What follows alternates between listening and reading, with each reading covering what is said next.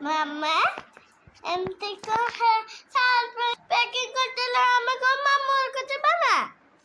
ନା ନା ଏଟା ହାଫ୍ ପ୍ୟାଣ୍ଟ ନୁହେଁ, ଏଟା ପୁରା ପେଟ ଗୁଡ଼ାକ କମଳ ଗୁଡ଼ା ଦେଖୁନୁ ଏଟା ସବୁ ପୁରେଇକି ରଖିଦେଲେଣି। ଶୀତ ଦିନ ସରିଗଲାଣି ନା, ସେଇଥିପାଇଁ ଏଟା ସବୁ ପୁରେଇକି ରଖିଦେଲେଣି। ଏ ବର୍ଷ ସରିଗଲା, ପୁଣି ଆର ବର୍ଷକୁ ଦରକାର ହେଲେ ଶୀତ ଆସିଲେ ପୁଣି ଖୋଲିବା।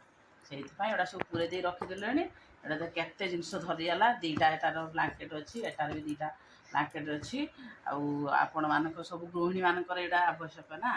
ଆପଣମାନଙ୍କର ଯଦି ଆବଶ୍ୟକ ଏମିତି ମୋ ଭଳିଆ ଜିନିଷ ସବୁ ପୁରେଇକି ରଖିବା ପାଇଁ, ସେଥିପାଇଁ ଆପଣମାନେ ମୁଁ ଯେମିତି ଫ୍ଲିପକାର୍ଟରୁ ଦୁଇଟା ଅର୍ଡ଼ର କରିଥିଲି, ଆପଣମାନେ ବି ଏମିତି ଅର୍ଡ଼ର କରନ୍ତୁ।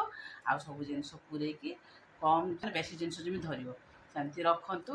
ଆଉ ମୋ ଭଲ ଲାଗୁଛି ଆପଣମାନଙ୍କୁ ଏଇଟା ଦେଖ, ଲିଙ୍କଟା ପଠେଇଦେବି। ଆଉ ଆପଣମାନେ ବି ମଗେଇବେ। ବେଶୀ ବି ରେଟ୍ ନାହିଁ, 191 ଟଙ୍କା ଥିଲା, 191 ଟଙ୍କାର ଦୁଇଟା ଆସିଗଲା। ଆଉ ମୁଁ ଯେହେତୁ କ୍ୟାସ୍ ଅନ୍ ଡେଲିଭରି କଲି ମୋତେ 210 ଟଙ୍କା ପଡ଼ିଗଲା, ନହେଲେ ନାହିଁ 191 ଟଙ୍କା ଆପଣ ପାଇଯିବେ।